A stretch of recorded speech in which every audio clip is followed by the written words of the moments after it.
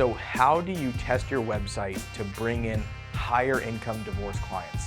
This is something that I talk to my clients a lot about, where they want to try and attract people who have tons of money, because the biggest objection generally in family law is they can't pay for our retainer, right? That's like the number one objection. And so a lot of clients will suggest to us, maybe we should tweak our website, maybe we should tweak our ads, maybe we should tweak XYZ to bring in higher income people. Now, in general, A/B testing is a pretty delicate process, especially with divorce, because it is seasonal. And so properly running an A/B test is essential to knowing, did this actually get the outcome that we were looking for? So first, I want to talk about how you measure an A/B test for digital marketing, right? This is one of our client sites, and let's just say that we wanted to change this language here, right? We wanted to change that headline, and our hypothesis is, instead of saying Texas, if we say San Antonio, because that's more relevant, we're gonna get more leads, right? Now, tactically, how we would do this for a client is we would create another version of this homepage, and we would send half the traffic to this and half the traffic to the other homepage. And we would let that run until we get a statistically significant sample size, which is actually usually a lot of traffic. People commit A/B tests a lot faster than they should. So that could take about a month to get that data, right? And what'll happen is this page, which is our A test, may convert at, let's say, 5%. And then the other page may convert at like 11%. And so if that was the case, then we would say that because we changed the page to San Antonio versus Texas, the relevance factor increased our conversion rate by quite a substantial amount, almost double. And so we're going to commit that A/B test. Then what we do is we get rid of the B page, we make this our new home page, and then we test it again, right? That's how you A/B test. That's all really easy to do when you're talking digital, because all this stuff is tracked in a platform and it never leaves the internet. So it's all easily tracked. Now, when we say, let's test this homepage and say that if we say the word premier here, we're gonna attract better clients and they're gonna close higher because they're gonna have higher incomes, right? Or let's say that we say Premier Texas Attorney, we specialize in high asset, right, division. Excuse my spelling. Usually I have spell check. I can't spell anymore.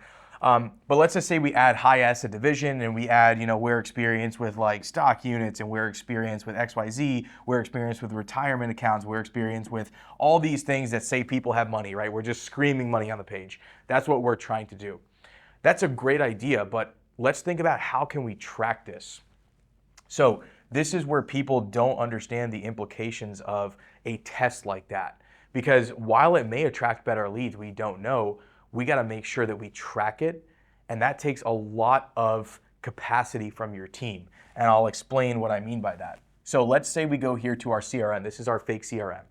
And right now we have leads in the new lead column. We have people who book a consultation. We have people who attend. And then ultimately we have people who pay over here, right? So you can see Bruce Banner, he makes $47,000 a year. We have Harry Potter, he makes $56,000 a year. He signed for an initial retainer of $5,000, right? So we have data storage in our CRM. But now what we're doing is we're trying to track, did these changes on our website actually turn into people with more money? And so in order to actually track that, we got to start collecting data at this stage where all of our leads come in.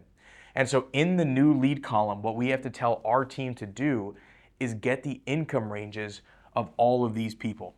And so this is a lot of work, right? Because what happens is sometimes the intake person doesn't get to that part of the call. Sometimes the person hangs up. Sometimes we don't get the income level. Sometimes they don't give us an accurate income level. Sometimes we don't ask for that income level correctly and it sounds like we're price qualifying. And so all of those things go into that process, which is just a whole nother conversation. But what we need to do is we need to collect this data for an extended period of time and actually make sure that Dumbledore here does make, 100K, and John Jones here makes 150K, right? And then we need to say, well, what was happening before? So we actually have to test this because we can't do it 1 month and then wait another month, because if seasonality hits, it might affect your results. So it has to be happening at the exact same time, which means we need a true A/B test. And then what happens is we need to tag these leads as John Jones was an A and Dumbledore was a B test.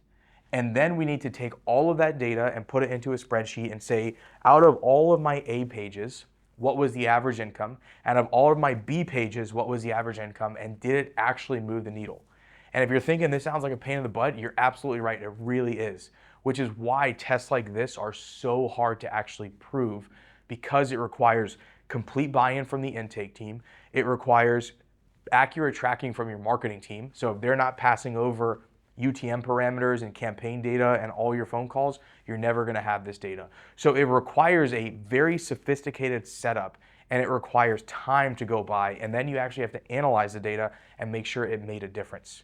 If you're like, what the heck are you talking about? This sounds like a nightmare. I wouldn't bother doing this. But if you're like, hey, this sounds pretty interesting, you just need a sophisticated team. You need really, really good data to actually draw this out. So if we did all of these things, right, and we decided that we're getting all these leads and all of them are high income, right? And this is working really well. We also want to make sure that we're still moving these people down the funnel, right? Are we getting them to book a consult? Are we getting them to attend? Are we getting them to actually pay?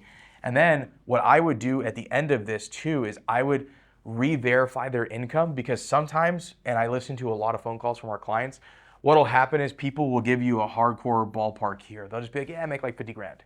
Right? When maybe they're making like $300,000. They just don't want to tell you that because they don't want to be price qualified. Because maybe they think that you're going to charge them more if they make more. In reality, in a divorce, it probably will cost more if they make more, but we don't want to tell them that on the first call, right? So you want to make sure that you're collecting the data here, and then you're actually going to recollect it over here at this stage. Once they're a client, you actually do your financial discovery and you actually understand how much money these people have. And then you can make a determination like, yeah, this thing absolutely won. When we change the language on our website, it does affect who comes in the door. So that's how you would test for someone who is trying to get higher income clients to the ending cycle of the divorce customer journey. Hopefully this was helpful. Hopefully it wasn't overwhelming. That was not my intention, but it was just to show you that A/B testing is more complicated than people make it sound if it's done correctly.